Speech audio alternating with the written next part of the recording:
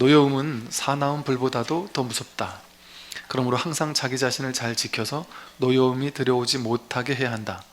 공덕을 파괴하는 도둑은 노여움보다 더한 것이 없다. 이게 이제 화내는 걸 말하죠. 성내는 거. 이게 이제 탐진치 삼독이 불교에서 제일 이제 중요한 세 가지 독이라 그러잖아요. 독.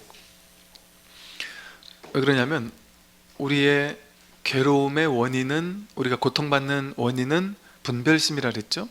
둘로 나누는 거. 원래는 이 세상의 진실은 둘로 나눌 수 있는 게 없어요.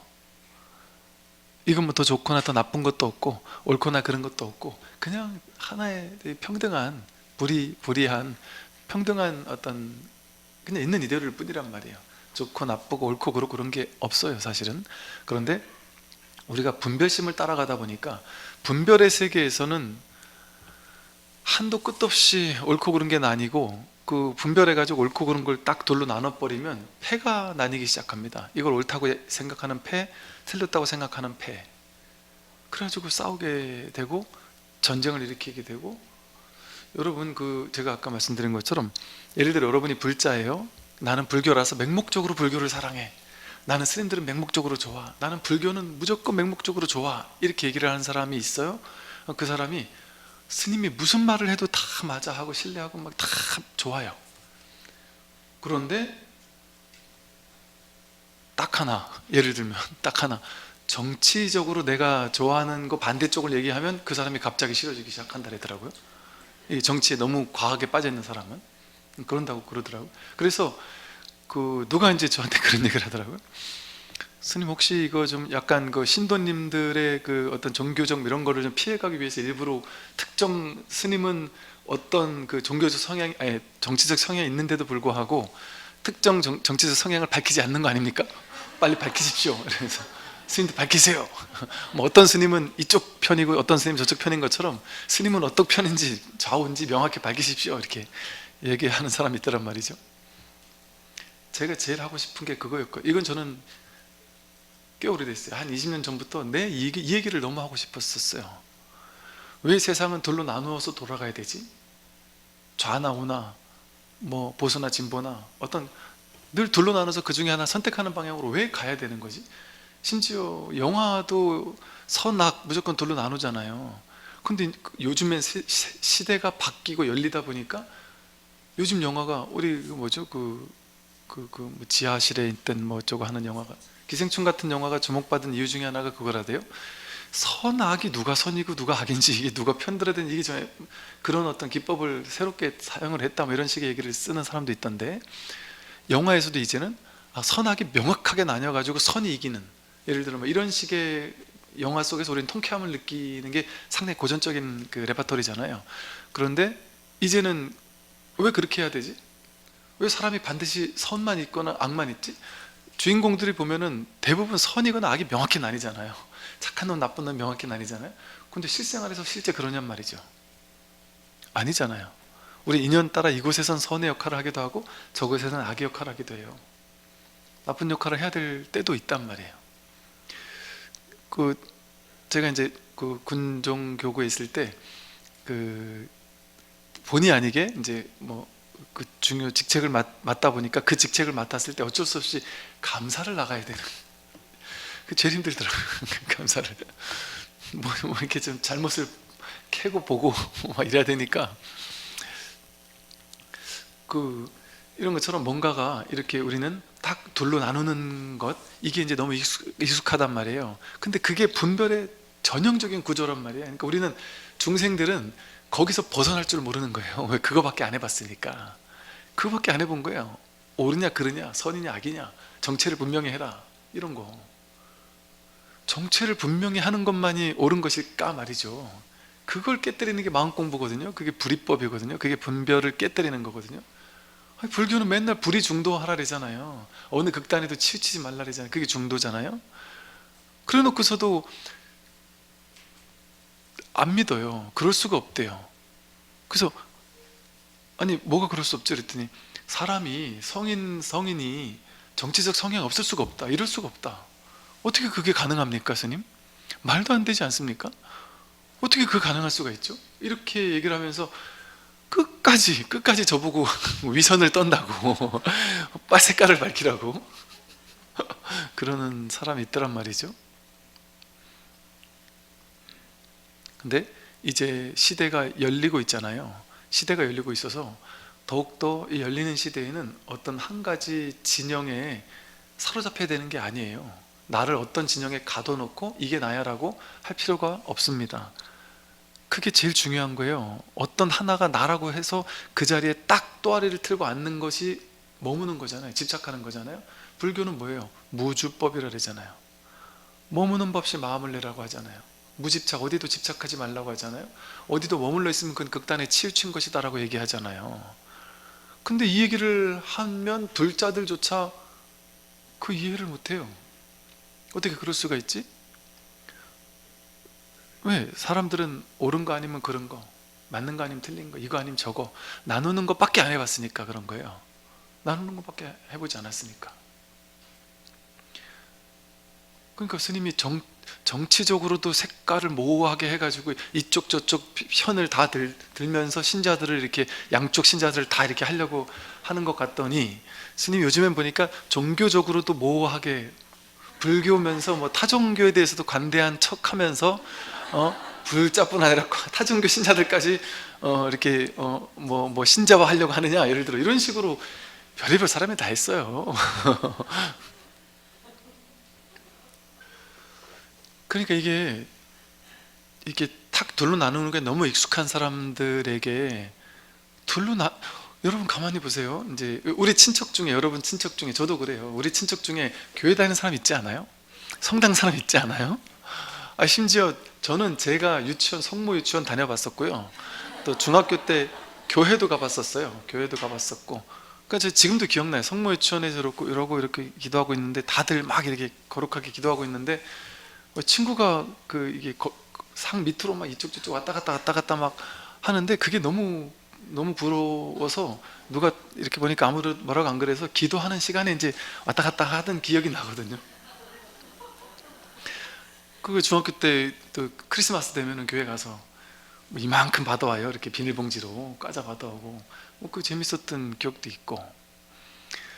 그 우리 주변에 그런 사람 다 있거든요.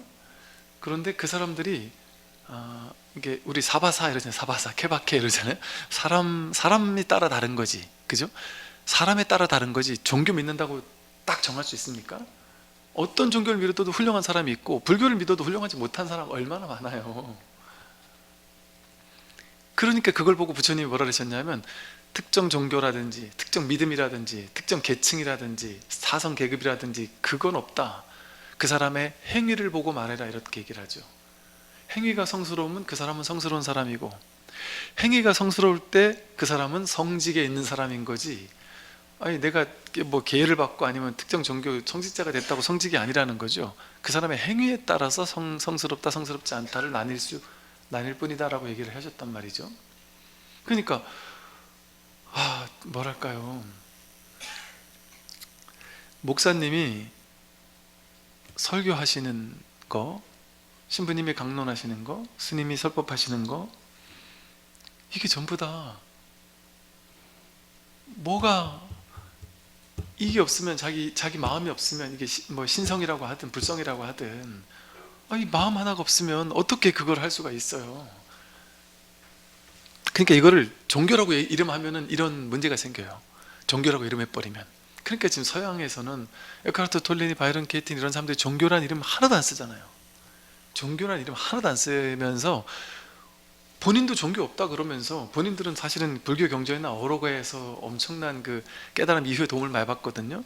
그러니까 이제 불교적인 얘기를 많이 하긴 하죠. 그러나 뭐 그거 굳이 강요 안 한단 말이에요.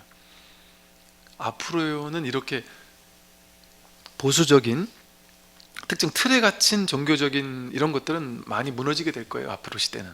그러나 그것보다 더욱더 어떤 우리가 영성이라고 불릴 만한, 혹은 종교성이라고 불릴 만한 그런 어떤 진짜 진리에 대한 어떤 그리움, 이런 것들은 더욱더 강해지지 않을 수가 없는 거죠. 그러니까 이제는 뭐랄까, 껍데기를 어떤 거를 하고 있느냐는 전혀 중요하지 않죠. 그러니까 여러분 아마 제가 이렇게 지금 하는 얘기를 아실 거라고 생각해요. 본문을 좀 오래 들어보신 분들은 충분히 아실 거라고 생각해요. 여기는 전혀 불교가 없어요. 기독교, 천주교, 뭐 진보, 보수 뭐 이런 나뉘는 게 일체가 없어요. 없어요. 그냥 오로지 이 대평등한 마음 하나, 이것뿐이거든요. 여기서 뭘 나눌 수가 있겠어요? 그 앞으로 시대는 이렇게 자꾸 쪼개지는 시대가 아니라 이제 통합하는 시대거든요. 하나로 이렇게 돌로 셋으로 넷으로 막 쪼개지는 시대가 아니라 그 모든 것이 서로 연기적으로 연결되어 있구나. 이 온 세상 전체가 하나로 연결되어 있구나. 그렇기 때문에 나만 살자고 하는 게 아니라 남들이 죽으면 나도 죽는 거구나. 남들을 도우면 나를 돕는 것이구나. 내가 깨어나는 것이 세계가 깨어나는 것이구나. 저 사람을 깨어나게 돕는 것이 온 나 자신을 돕는 것이고 이 온 우주법계 전체를 밝히는 일이구나 라는 것이 점점 더 이제 명확해지고 선명해지는 그런 시대를 이제 우리는 살게 되거든요. 그래서 이렇게 둘로 나눈다라는 게 어리석은가요? 그런데 우리는 둘로 나누는 것밖에 안 해봤어요. 분별밖에 안 해봤어요. 그러니까 이 분별심만 가지고 살아놓으니까 분별심이 어떻게 구체화되느냐, 이 분별심을 다르게 말하면 둘로 나누어서 좋은 거 나쁜 거 옳은 거 그런 거 나누잖아요. 좋은 거는 더 갖고 싶어 하고 싫은 거는 버리고 싶고 미워하고 거부하고 이러잖아요. 좋은 걸 가지고 싶어서 막 욕심내는 거, 땡기려고 욕심내는 거, 그게 탐심이잖아요. 근데 이것만 탐심이 아니고요, 똑같이 싫어 죽겠는 사람이 있어요. 근데 그 사람을 내 인생에서 없애버리고 싶어, 저 사람 안 만나고 싶어서 막 기를 쓰고 밀어내고 막 기를 쓰는 거, 이것도 욕심이에요. 그 사람 안 만나고 싶은 욕심, 땡기고 싶은 욕심, 밀쳐내고 싶은 욕심이잖아요. 그게 탐심이잖아요. 근데 내 걸로 만들고 싶은데 내게 안 될 때, 나는 돈을 더 벌고 싶은데 돈을 안 벌릴 때, 이 사람하고 내가 사랑하고 싶은데 사랑이 안 될 때, 뭐 내가 갖고 싶은 걸 못 가질 때, 탐욕을 부리지만 나는 그걸 가질 수 없을 때, 남들은 다 갔는데 나는 못 가질 때, 그럴 때 화가 난단 말이에요. 진심. 그리고 또 싫어하는 사람을 거부하고 싶고 미워하고 내 인생에 나타나지 않았으면 좋겠는데 자꾸 나타날 때 얼마나 화가 나요.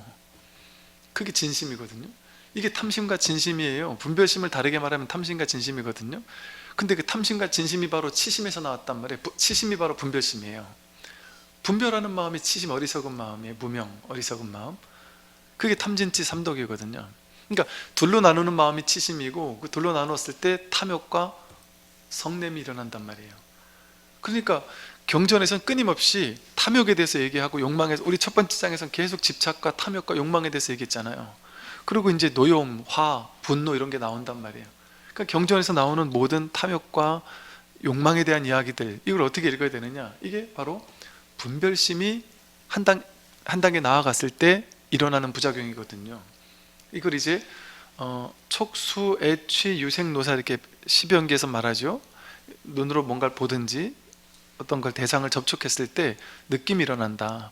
근데 자기 업식에 따라서 분별 없이 과거에 자기가 어리석은 중생들이 어리석은 마음을 가지고 무명을 가지고 행동했고, 행동했고, 분별심을 키워왔고 증장해왔고, 그 분별심을 가지고 대상을, 명색이라는 대상을 자기가 이름을 부여해가지고 자기 의식대로 판단하는 거예요. 명색이 실제 있는 바깥의 대상을 명색이라고 하는 게 아니라 내가 세상이 이런 거지라고 분별해서 모양과 이름을 부여한 그 의식, 허망한 의식, 그걸 명색이라고 하거든요. 근데 바깥의 세색을 얘기하는 게 아니라 그 명색을 깨뜨려야 되는 거예요. 그 명색을 또 이렇게 내가 그렇게 만들어 놓은 세상은 이런 거야 라고 만들어 놓은 그거를 유기비 매일 마주하고 사는 거예요. 내가 만들어 놓은 이름과 모양이라는 이 세상을, 대한민국은 어떤 나라야, 뭐 대통령은 어떤 사람이야, 내 남편 어떤 사람이야, 명색으로 내가 마음속에 막 만들어 놓고 나서 이렇게 시기 명색이라는 걸 만들어서 대상화시킨 다음에 이 명색으로 만들어 놓은 그 대상을, 대상이라고 이름 지어진 내가 만든 자기 분별의식이죠. 그 대상이라는 자기 분별의식을 유기비, 이걸 일로 받아들인단 말이에요. 6가지로. 눈으로 내가 이름 모양 해놓은 것을 내가 받아들이고, 귀로 내가 그 소리를 내가 듣고 이런단 말이에요. 그러니까 명색이라는, 예를 들어 너 요즘에 몸이 좋다, 예를 들어 이랬다. 그럼 그거는 몸이 좋다라는 이름이고 모양이잖아요. 그걸 가지고 이제 이 사람이 얘기를 했단 말이에요. 그럼 그 몸이 좋다 이 말을 들었단 말이에요. 내가 귀로 들었어요. 들었는데 이게 자기 업식에 따라서 이걸 다르게 해석한단 말이죠. 어떤 사람은 내가 요즘에 운동했더니 근육이 좋아졌다는 얘기인가 이렇게 느낄 수도 있고, 어떤 사람은 저거 교묘하게 지금 나 살쪘다는 얘기를 지금 하는 거 맞지? 이렇게 또 이렇게 꼬아서 듣는 사람도 있을 수 있고, 다 자기 식대로 받아들인단 말이에요. 왜? 자기 명색으로 그 대상을 보고 있으니까. 그렇게 받아들이거나 자기 안에서 일어나는 분별인 거예요, 모든 것이. 그러고 나면은 거기에 접촉한단 말이에요. 접촉하면은 좋은 느낌, 싫은 느낌이 일어나요. 좋은 느낌, 싫은 느낌도 뭐 때문에 일어나요? 과거의 경험에서 오는 분별의식에 따라 다른 거예요. 그러니까 어떤 사람은 이렇게 했을 때 이게 좋은 느낌을 받을 수도 있고, 어떤 사람은 이걸 소름 끼치는 느낌일 수도 있죠. 그죠? 또 어떤 사람이 내 손을 만지면 설렐 수도 있지만, 어떤 사람이 손을 터치하면은 막 소름 끼칠 수도 있잖아요. 똑같은 접촉인데, 그죠? 똑같은 접촉인데 내 분별의식이, 이 사람에 대한 분별의식이 내가 어떻게 명상으로 이름과 모양으로 딱 내 안에 들어와 있느냐에 따라서 그 사람이 내 손을 딱 터치했을 때 소름이 끼치는 느낌이 일어날 수도 있고, 행복한 느낌이 일어날 수도 있단 말이에요. 근데 그 느낌은 실체가 아닌데, 자기 분별의식에서 12연기라는 분별의식이 만들어진 느낌이잖아요. 근데 그 만들어진 느낌을 실제라고 여기고 나니까 느낌에서 좋은 거는 더 애착하고 싫은 건 밀쳐내려는 애로 갔다가 이게 한 발 더 나가면 취로 간단 말이에요. 집착으로 간단 말이에요. 그래서 이 취를 탐심이라고 하는 거예요. 그리고 거부하고 싶은 취를 분노, 그게 안 됐을 때 오는 거를 진심, 노여움, 분노, 성냄이라고 한단 말이죠. 그래서 이것이 결국에는 분별심을 얘기하는 거예요. 그러니까 모든 경전에서 있는 탐심과 진심을 이야기할 때는 이거는 다 같은 얘기잖아요. 다 같은 분별망상을 깨뜨려야 된다는 얘기예요. 그러니까 불교 공부는 너무 어려운 얘기 같은데 분별 하나 깨뜨리는 공부예요. 그리고 또 이 책은 보니까 이제 이렇잖아요. 스님이 최근에 이렇게 뭐 선어록 같은 거 좀 어려운 거 이런 거 공부하다가 이번엔 뭐 완전 쉬운 거, 막 유치원 수준의 이런 거, 뭐 성냄은 무슨 이런 유치원 수준의 얘기를 하는구나 이렇게 느낄 수도 있겠지만, 이 결국 다 같은 얘기를 하는 거죠. 근본에서는 다 다르지 않은 얘기인 거예요. 결국에는 하나에서 문제가, 자기 분별에서 문제가 생겨나서 그 분별을 믿는 데서 문제가 벌어지고 있단 말이죠. 그러니까 이 노여움을 깨뜨려야 된다는 얘기는, 노여움을 갖지 말아야 된다는 얘기는, 여러분 화내지 않아집니까? 이거를 불교 공부를 할 때요, 탐심 일으키지 마라, 진심 일으키지 마라 이렇게 얘기를 하면 욕심내지 말아야지 하고 막 이제 욕심내지 않기 위해서 엄청 노력하고, 또 화내지 말아야지, 막 화가 이만큼까지 막 누가 옆에서 나한테 막 걸어가고 화가 이만큼 올라오는데도 막 참으라는 얘기가 아니에요. 불교에서 말하는 얘기는 억지로 참아서 노여움을 무조건 참으라는 얘기가 아니에요. 그렇게 뭔가 유의조작으로 하라는 얘기가 아니에요. 불교는 무위법 이러잖아요. 무위법, 할 게 없다, 애써서 하는 게 아니다 그러잖아요. 애써서 하는 게 아니다.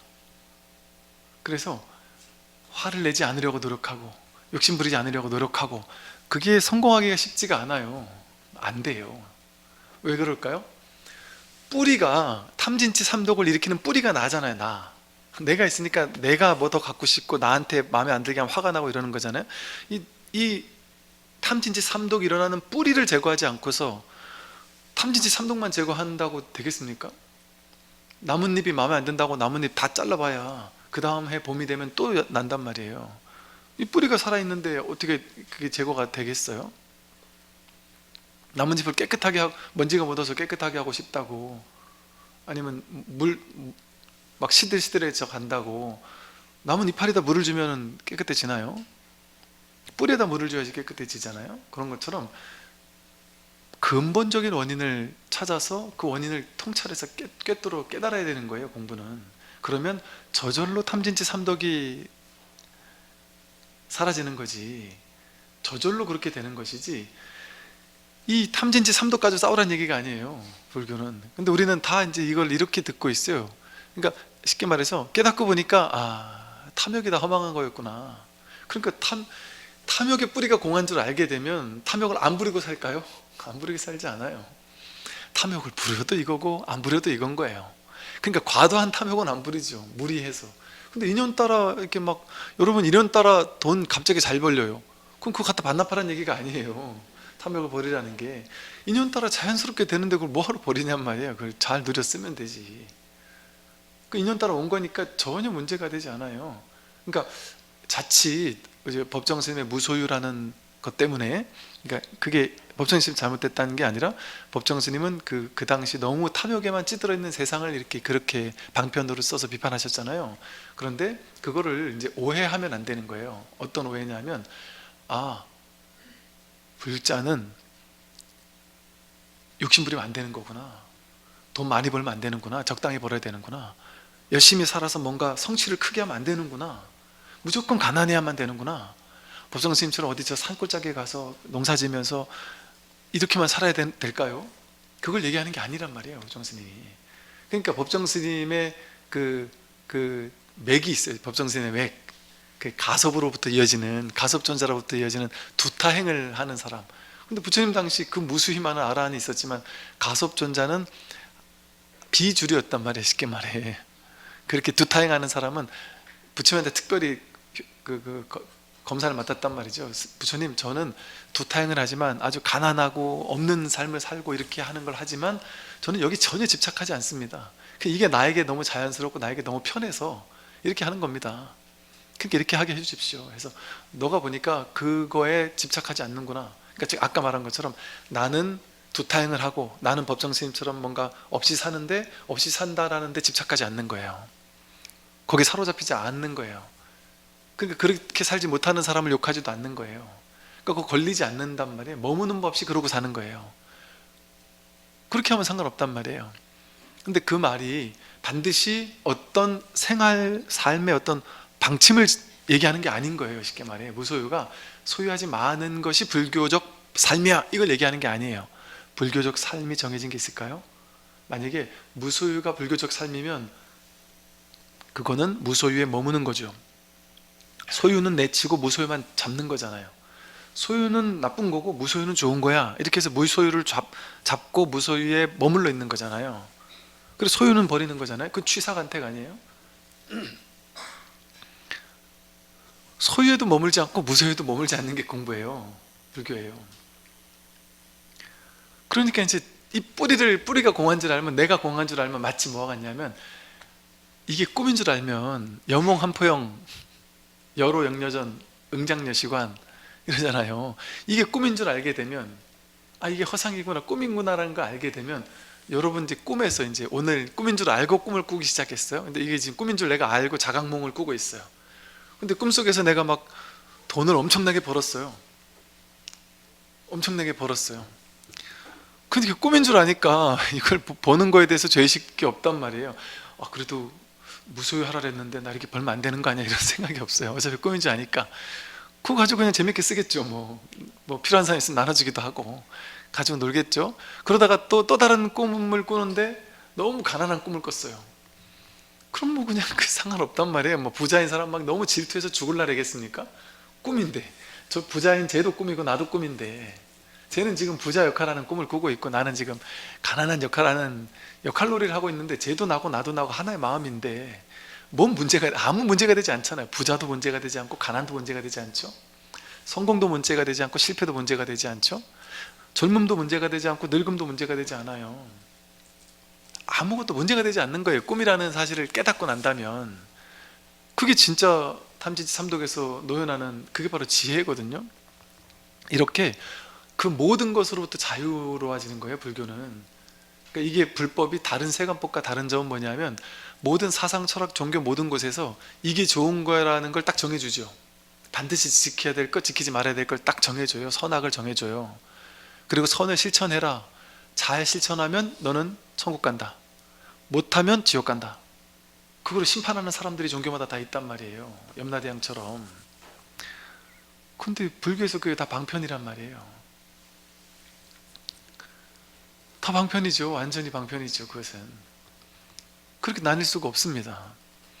그래서 불교는 무엇이 불교냐, 세상 모든 것은 거기에서 정하는 선악 다 정해져 있어가지고 선을 지키기 위해서 애써야 되니까 노력해야 돼요. 하기 싫은 것도 해야 돼요. 왜? 그건 진리니까. 그럼 그 권위 때문에 한다니까요. 이거 절대, 그리고 거기에 절대성을 부여하면 그긴 절대선이 되잖아요. 그럼 절대선은 뭔 짓을 해도 다 선일 거 아니에요. 절대선이니까. 그러니까 우리 나는 신이다 하는 저런 식의 이야기가 말도 안 되는 게 먹히는 게, 자기는 절대선이라고 하니까. 그러니까 뭐 너는 몇천 명 수천 명을, 너는 나의 뭐 저 하나님의 신부다 이래가지고 결혼하지 마라 이러면 그게 맞는 줄 알고 안 한단 말이에요. 예를 들어 그럴 수도 있단 말이죠. 그런 어떤 기준을 정해놓는단 말이에요.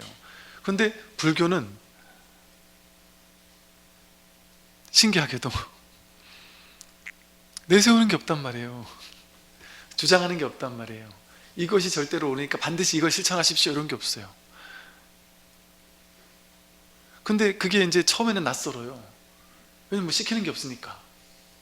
누가 그러시대요. 자기 이제 모 불교단체에서 한 몇 년을 봉사를 했는데 아침부터 가가지고 저녁 늦게까지 막 하루 종일 봉사하고 막 그러면서 막 뿌듯한 마음으로 그래도 내가 복을 짓는 일을 하는구나, 부처님 일을 하는구나 해서 아주 열심히 봉사를 했는데, 이게 봉사가 하는 게 너무 좋긴 좋은데 너무 과도하게 봉사할 양이 많아지니까 이게 너무 지치고 힘들고, 그것도 집에 오면은 또 남편하고 자꾸 남편이 닌 지금 좀 적당히 해라 좀 이렇게 너무 싸우니까 막 너무 스트레스 받아가지고 막 이러다가 너무 힘들고 지쳐서 한 5년 10년 봉사하다가 이제 그만뒀대요. 그래서 한 10년을 놀았대요. 놀고 나니까 그래도 내가 불교를 해야지, 그냥 놀면 되겠나 해서 한 10년 잘 놀았으니까 이제 다시 뭔가를 해야지 하고 이제 뭐랄까 공부하다가 이제 제 설법을 듣기 시작했대요. 그래서 설법을 이렇게 듣다가 아주 큰 맘 먹고, 왜냐면 옛날에 한 5년 봉사 막 빡세게 봉사했던 기억이 있어서 종교단체 가면 다 그렇게 봉사해야 되는 줄 알고 막 법문을 들어 가고 싶은데, 가면은 이게 한번 잡히면 이제 내가 여기서 봉사 시작해야 된다는 생각 때문에 약간 좀 겁이 나더래요.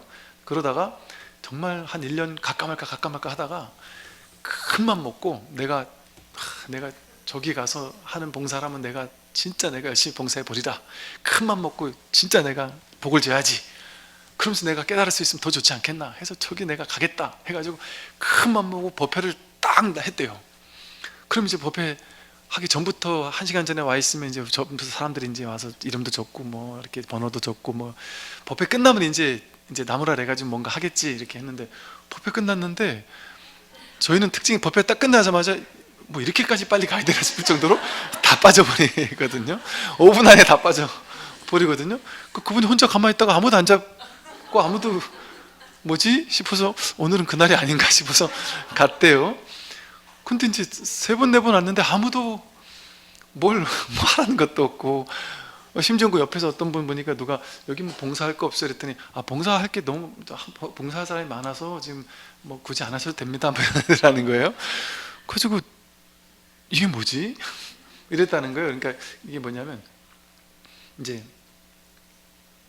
우리는 그렇게 뭔가 이렇게 정해져야 된다고 생각해요. 뭔가 이렇게 딱 그게 잘못됐다는 게 아니에요. 이렇게 할 수도 있고 저렇게 할 수도 있는 거예요, 그죠? 그런데 어딘가에 머물러서 이렇게 해야 된다라는 데 딱 머물러서 그것을 절대적으로 옳다라고 여기게 되면, 그거를 안 하는 사람은 또 틀린 게 되고 나뉘게 되잖아요. 근데 불교가 정말 놀랍지 않나요?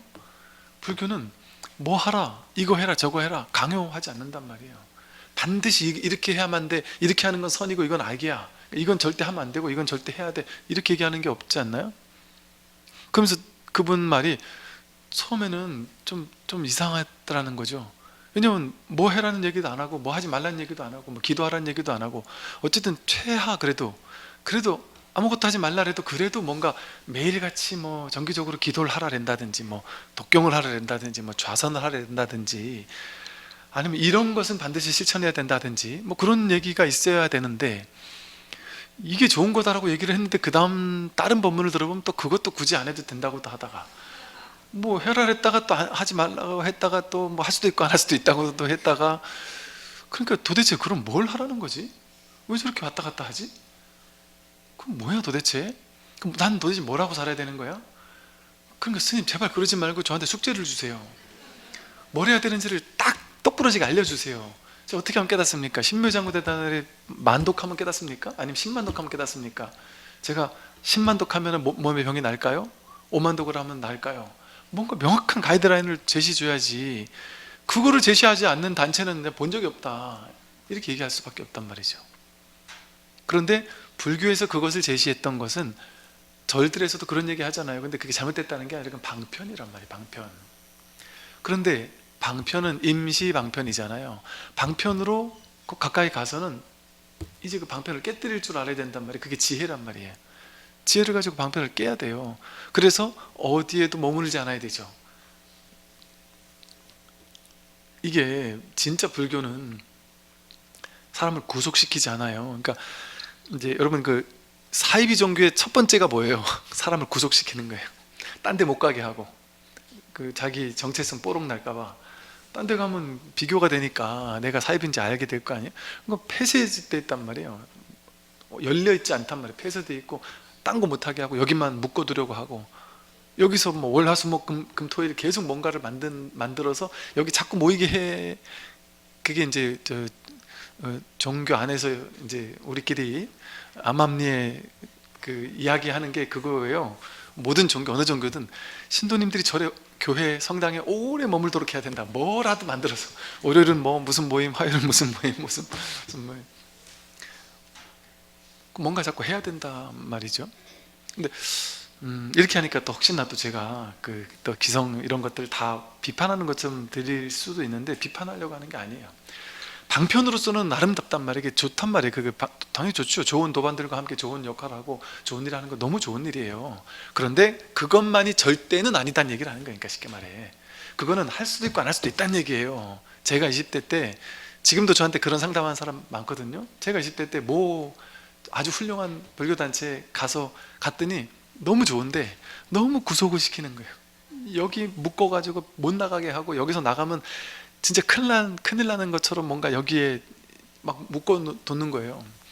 그래서 제가 그 단체 나간다고, 큰맘 먹고 딱 나간다고 했을 때 주변에서 너무 이렇게 못 나가도록 막 그냥 이렇게 조직이 착착 돼 있어가지고 서로 못 나가게 해요.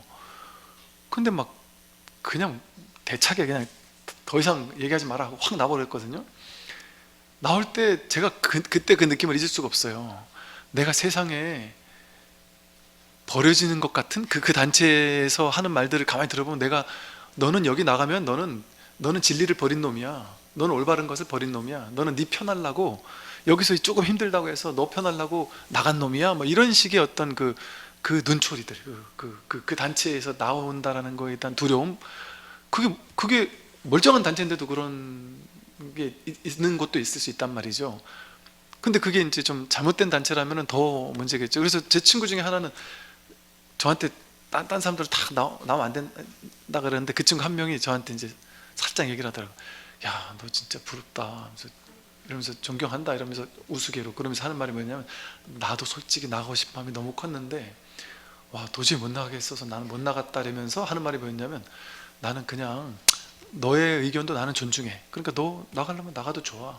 근데 이제 나는 그냥 내 스스로 결정을 했대. 뭘 결정했니? 이랬더니, 이 단체가 어차피 나쁜 단체가 아니고, 어쨌든 좀 강요하는 건 있지만 그래도 좋은 단체니까, 어차피 어느 단체 가도 세뇌당할 거 뻔하니까 나는 좋은 곳에서 좋은 세뇌 당하면 여기서 난 세뇌 당하겠다, 이랬던 친구가 있었어요. 그 친구도 한 1년 있다 나와가지고 지금은 출가해 있어요. 근데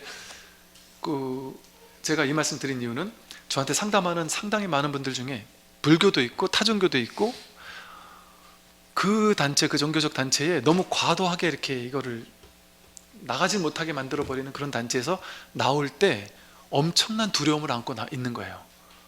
왜? 내가 여기 나오면 지옥 갈 것 같은 두려움, 여기 나오면 큰일 날 것 같은 두려움 있잖아요. 그게 제가 말했잖아요. 종교학에서 얘기한다 했잖아요. 그게 그런 단체들이 두려움을 조장해가지고 하는 방법이라니까요. 그게 왜 두려운 거예요? 왜 우리 단체만 훌륭한 단체일 수가 있습니까? 어떻게 세상 천지 어떻게 그럴 수가 있어요? 불성이 그 단체 안에만 있을까요? 불성이, 신성이 그 단체 안에만 있겠어요? 말도 안 되는 거예요. 어떻게 메시아가 특정 한 사람일 수가 있어요? 어떻게 한 사람이 자기가 신성을 자기 혼자 독차지할 수 있어요? 정말 말도 안 되는 소리 아니에요? 모두가 하나님의 신성을 모두가 갖추고 있어서 자기 메시아를 일깨우는 공부인 거지. 그러니까 그 어떤 신성이 나에게만 있다고 하는 것도 어이가 없는 일이고, 우리 단체에만 있다, 우리 단체 있어야만 뭔가 된다라는 것도 당황스러운 일이죠. 자유롭게 열어놔야 되는 거죠. 열어놔. 그러니까 불교는 뭐라 그래요? 오는 사람 막지 않고 가는 사람 잡지 않는다. 그게 중도적인, 그냥 하는 소리 아니에요. 불교에서 하는 말이. 그게 진짜 불교거든요. 오는 사람 막지 않는데 가는 사람 잡지 않는 게 불교예요. 근데 불교라는 이름으로 막 잡으려고 하면서 거기 나가면 뭔가 내가 죄의식을 느껴진다면 그게 올바르겠냔 말이에요. 올바른 것이겠냔 말이에요. 그래서 그런 두려움에 사로잡힐 필요 없다. 절대 사로잡힐 필요 없습니다. 심지어 또 이런 분들 계세요. 교회 성당 다니는 분들 중에 법문을 되게 열심히 듣는데 법문을 들으면 정말 맞는 것 같긴 한데 죄의식, 계속 죄의식이 느껴지는 거예요. 하나님이 나를 미워하지 않으실까? 또 이게 내가 정말 잘못하는 건 아닐까? 내가 어디 사탄 마귀 같은 소리에 내가 이렇게 나도 모르게 이렇게 세뇌되는 건 아닐까? 뭐 하면서, 예를 들어 제가 여러분한테 반드시 이렇게 해야 된다, 어떤 행동 지침을 주면서 나에게로 와라 뭐 하면서 뭘 갖다 바쳐라 하면서 묶어두면은 모르겠어요. 묶어두는 게 있냔 말이에요. 뭐 하나라도. 불교가 묶어두는 종교가 아니잖아요. 무주법, 머물지 말라고 하잖아요. 여기 불법에조차 머물지 말라고 하는 이런 장사 안 되는 종교가 어디 있어요? 이게 모든 게 기본이잖아요. 모든 장사의 기본이잖아요. 여기 묶어둬야 되잖아요. 근데 경전에 그렇게 나온다니까요. 불법은 불법이 아닌데 이름이 불법일 뿐이다. 불법 그 자체에서도 머물러서는 안 되는데, 집착해서는 안 되는데 하물며 사법에 집착해서는 되겠느냐, 이런 말 한단 말이에요. 어디도 머물러 집착할 수가 없어요. 그러니까 여러분은 자유로운 존재거든요. 자유로운 영혼이에요. 사실은 우리 모두가. 어디 구속돼요? 아니, 나이 들면은 부모님이 그렇게 싫어도 부모님에게도 내가 자유롭고 싶어서 떠나가는 사람 떠나가잖아요. 스님들이요, 다들 자유롭고 싶어서 출가하잖아요. 근데 자유롭고 싶어서 출가하지만 출가와 동시에 이거 엄청난 구속이에요. 이거는 이 옷 자체가 우리를 엄청나게 구속해요. 이 옷만 입으면 그냥 서울 시내를 걷고 있어서 서울 시내를 걷는 게 아니에요. 모든 사람의 시선이 감옥 같아요. 이게 처음에는 어디 뭐 식당을 못 들어가요. 식당을 들어가면 그 이상하게 봐요. 어디 커피 한 잔 마시면 이상하게 봐요. 뭐 완전 저 사입이 이상한 놈이, 중놈이 무슨 커피를 마시냐, 이렇게 생각하는 사람도 있을 수 있고요. 그리고 그 절에 있으면서 뭔가 이렇게 정말 이제 막 행자 생활을 하면서 아주 어찌 보면 상당히 구속이지만 그게 이제 딱 5년만 하면 돼요. 이제 한 5년에서 이제 강원을 나오고 나면 이제부터는 자유롭게 정말 자기 도를 찾아, 공부를 찾아 자기 혼자 떠난단 말이에요. 그런데 이제 옛날 스님들 중에는 이런 분들 계시죠. 야, 그래도 효상자, 이게 이제 좋은 말로 효상자예요.